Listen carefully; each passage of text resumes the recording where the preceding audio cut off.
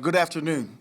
Today was youth football day, so out there you saw 10 high schools, roughly that number, and then over 200 football coaches, youth football coaches, which was outstanding. And we had a chance to visit with three of the girls' flag football teams as well after practice, and that was pretty cool to talk to those guys and see how it's going, see how they're progressing. With their teams, so that was pretty decent. That was cool. So after practice, I talked to the team about how I was impressed how they came back off of the day off. So that's an important piece because during the in season, you're going to have a day off and you're going to come back to Wednesday's practice, and man, you got to be wired in. And those guys for the most part did that. I thought the operation was good. We had a lot of good situations today. Again, we ended with a 2-minute at the end there. That was great. To see that operation going forward, and we'll be able to learn from that, and that's a big piece of that. So, other than that, I'll open up to questions. What are your plans for pads? When will be the first padded practice, and how much do you want to squeeze out of those sessions when you're able to get? Yeah, so tomorrow's first pads. We're doing that tomorrow and the next day. So we got them 2 days in a row, and what we expect out of that is really you get to see guys play the game. So far. You've seen pass rushers rush against offensive tackles who have no pads on. You've seen the run blocking with no pads on. It's hard to evaluate that. I kind of talked about that in the spring a little bit. And when you get the pads on, now you can really see guys will either rise or they'll fall a little bit based on the pads. And I've seen it every year. So we're looking for that. We're looking for guys that can play with leverage, play with the pads on, and the guys that are physical. Because we covet the guys that are physical, that want to play the style we want to play. When you have a 2-minute drill like that, how do you know whether it's the defense being good or the offense being bad? Well, I would just say that you determine those, when it's you versus you. Yeah, you try to do your very best to see when the plays are being made. Because it's hard to call sacks. It's hard to call, where he would evade the rush. Or guys making plays. In that situation. So it is difficult at times, but you can see it. You can see when guys are executing at a high level. Back to the pads real quick. If I'm not mistaken, today could have been a padded practice. Is that right? What went into the scheduling of that? Well, I think it's just more of a ramp up. You're coming off of a day off, and to me, it makes more sense to go like this when that happens, rather than trying to go here, then here, and then here. You know what I'm saying? Up and down. So I would rather ramp up into it. I think it's better for the players to get them back into the swing of things and then put the pads on. So it's an exciting time. It's everybody in the league's doing it, and it's everybody in ball is doing it. They put the pads on for the first time, and it's still exciting. I know guys, even veterans that have been doing it for 10 years, they're still excited about it. I'm still excited about it all these years being in football. So it's going to be a big day for us tomorrow. From what you could evaluate with the offense, what did you think of Justin Fields in the offense today? I thought it was good. There was a lot of good plays. We took some good shots down the field. We made some big plays. I thought the operation was good. And really, we talked to the offense the other day. It's just about getting lined up and being crisp with our alignments and our motions and having the tempo to put the pressure on the defense. When you line up in a quick manner and motion with a crisp manner and then snap the ball, you're not giving them time to line up and adjust and make their calls on defense. So I think that they're doing a good job with that, and that's a work in progress. But that's something we're trying to focus on here, this stack of practices, these next two, today and these next two practices. Matt, you said that you would give us a little bit of a heads up if an injury situation is going to be more of a longer issue. So has Tevin Jenkins become a situation where it might be more weeks rather than day to day? Yeah, he's still in that same category as working with the trainers. But Thomas Graham is the guy that's a little bit longer. That's going to take a little bit longer now. We got the news this morning that it's going to be a little bit longer for him. So, he's dealing with a soft tissue. He's dealing with a hamstring. So we thought it was less. But they're saying it's not progressing the way it is, so it's going to be a little bit longer. I won't give you a timetable on it, but he'll be back when he's back. Do you get a sense Roquan and you guys are making any progress? There's been some other high-profile players around the league that have gotten paid. You guys are weekend. Can you give us an update on that? Yeah, I'm not in the middle of that, So I really can't say that there's progress, not progress. That's Ryan and him working together. So I don't really have an update on my part. I just know that he's being a professional. He's in the meetings, and he's doing a good job with helping the younger players. And again, he's still on PUP. So. At what point does Roquan's absence become a detriment to your installing this defense and getting him acclimated to it and hitting the ground running in week one? You know what? It's just you got to play it day by day. You got to play it day by day, and I think that it's going to be what it is. So when he gets off of PUP and he's working with Ryan and gets that done, we'll see what happens, and it's day by day. And when it happens, we'll make our adjustment and plug and play. The big thing is for him to stay in while he's on PUP is to do a good job of staying in it mentally, which he's doing, and to really get the mental reps. When we're doing the walkthroughs, he's standing behind and getting the mental reps. So. How do you balance evaluating the guys who are maybe really good in the classroom in walkthroughs versus the guys who are showing you that physicality that you want on the field? Yeah, that's what we always look at. It's called functional intelligence. Can you have the intelligence, in the classroom? That's great. Can you draw it up on paper? That's really good. Can you function in the walkthrough? That's good. Slower pace. But then when everything moves, can you have that functional intelligence to play the game? And that's a very important piece to this. Because some guys will excel in that. Some guys are quick-minded and they want to have more, and they love that part of it. And that's what we're looking for. We got to have quick-minded guys that can make the calls and think on their feet. Justin seemed to be late on several throws today. Is that kind of just the ebb and flow of practices, or is that more indicative of where he is in the process in terms of learning this offense, going through his progressions, and getting to guys a little bit sooner? Yeah, I just think he's working through the offense. We're putting in new plays every day. We're changing up the scheme every day, so we're still adding plays, as we go, and he's learning the scheme, and he's learning his footwork within that play.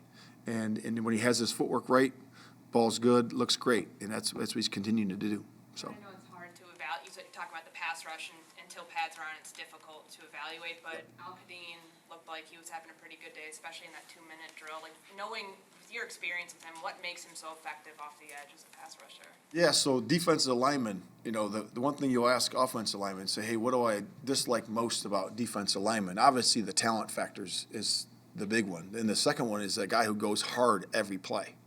A guy he doesn't take plays off, and that's what Mo does. Mo just goes hard every play, and he's made a career of it. And that's what we want all our guys to be. Then you add the talent piece in there, with which Mo has, and then you also add the going hard. It's hard to defend that every single play. Your years with him in Indy, how did you see him develop to get to the point where he was as productive as he was last season? Yeah, it was really year one. Year one when he came out, he was the same guy. He's been the same guy he's been making plays all 4 years there, and then he'll continue to do so this year. I saw him on the side. I did not see him practice. Yeah, he was in a limited capacity. Yeah, he did. Yep. So he was in that ramp up. So we're just keep adding reps. So he's going through individual, keep adding reps, and there's a few guys in that realm. So. A cautious approach with Elijah Hicks in the spring. Now that he's out there the last week practicing, what's catching your eye about the way he's practicing? Yeah, I really like his movement skills. Elijah's really doing a good job. And you focus on that in the open field and also in man-to-man coverage. Can he mirror and stay with guys, and then also be stout? Because it's a physical game when you're playing man-to-man, and he can do that. Can he anchor and stay attached to the tight ends or backs, whoever he's covering? But yeah, I've been impressed. Man, he seems to have an infectious energy. Do you see that as he's practicing as well? As it come out there? Yeah, I do. I think that safety group is a high energy bunch. So I'm excited about that whole group. When you go through those 2-minute drills in practice, how helpful is that for you as a head coach, kind of simulating, hey, when do I burn a timeout? Right. When do we spike the ball? Just doing all that for the first time. No, it's great for everybody. It's great for Alan, Luke, myself. Game management side of it. It's really good, and we're going to have the officials in here, coming up. So that's going to be a really good piece to it too, where they're going to do it, and we got to work with them to manage the game and communicate with them as well. So you can't do enough of that. We're going to do a lot of that. We're going to do a lot of those types of drills, and then also a lot of just play it, call it. I think that's really good for the coordinators, where that's not scripted, and it's good for the players. Got to rip. The coordinator rips the call. Everybody's got to get lined up and execute the play, and we're going to do a lot of those periods as well. Matt, not a lot of teams play a full-time fullback. Sometimes they just put a tight end there. What do you like about having a real one? So what does that say about maybe the identity that you guys want to have? Is it fair to say they might be related? Yeah, I think it is. I think when you can have a fullback or a tight end that can play that position, that was always one of my questions, early in the week, defending guys, can he play the fullback spot? Does he play the fullback spot? Because it creates, more gaps in the running game when you have that lead back in there. And you certainly have to be mindful of that defensively. Are you going to play nickel? Are you going to play base? What are you going to do to those different personnel groups? Albeit 12 or 21, whatever that might be. And, it's a big advantage for the offense to have that guy. How much of a look will Dominique Robinson get as Quinn gets further and further into the mix? And will he be like kind of pushed in the background with pads on, or is he intrigued you that maybe you want to see more? Yeah, I don't think so. I think he's intriguing, to me and to the defensive coaches. And he's shown that. And we're excited for the pads, though, to see the pass rush if that stays with the pads on, and then also the ability to play the run, because you got to play head up on the tight end, outside the tight end. You play your 5 technique. You got to do all those things and then be able to function when we do call certain movements. He's got to be able to function there. Is there anything he's shown in particular, like maybe that's it, that you've seen without pads that will be more telling in pads? Yeah, he's just shown that he can slip the corner. He's got a really good knack for that, to bend and to keep everything pointed towards the quarterback. So we're excited to be able to see that coming forward. As you evaluate Kyler Gordon inside of the nickel versus outside, how do you weigh the options of if he's, for example, the nickel, who plays the outside, and how is that balance in terms of Kyler's development at either spot versus what you want for this season? Yeah, I think it's a balance. It's a balance. It starts with mentally, can he handle both, doing those things, inside, outside, and then also, the technique and fundamentals, the physical side of it, can he handle it? And he's doing a good job so far. He's really good with his assignments. He's getting better with his techniques. There's a lot of techniques inside there, that you play inside that you don't play outside. So there's a balance there where he's got to learn that, and he's doing really well with that. And the coaches are doing really good. James Rowe, David Overstreet, those guys are really working hard with him, in the mornings to get him prepared for practice. Yeah, sorry. Just want to go back to game management for a second. It's your first year in the league. The league's changing a little bit. Teams are going for a 4th and 1 from the field. Field goals on 4th and 2 inside early in games. Are you a risk taker? Do you see yourself kind of? I'm going for every 4th down. Yeah, we're never going to punt. We're just going. But yeah, no, I think that it's, it depends where you are in the field, right? It depends on who you're playing. It depends on how confident you feel with your group, getting those yards, whatever that yards are, 1, 2 inches, whatever it is. And you go with your gut. You use your analytics to tell you what's right, what you think is right, and then I think you go with your gut. Are you a risk taker, Randy? I am a risk taker, yes, sir.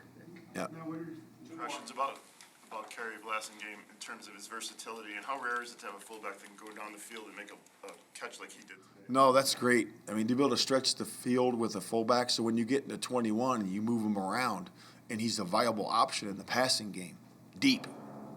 So typically those guys will line up there and they'll turn around and stand there. Well, not him. He's got the whole tree available to him. So we're excited about all our backs being able to do that. That creates a lot of pressure for the defense for sure. As you evaluate Kyler Gordon inside versus outside, how much do you have to look at the group as a whole, whether it's Tavon Young inside or Kendall Vildor outside? How much does that play a role? You have to, no doubt. It's like a puzzle. You're trying to fit it together and put the best guys out there. And does this combination of corners better than this combination? And you also have to look at matchup. So that's a week-to-week thing. So sometimes it might look different week to week, where it's based on a matchup situation we like. And then down and distance, you might like a certain matchup better on 3rd down and 2 minute than you do on 1st and 2nd down.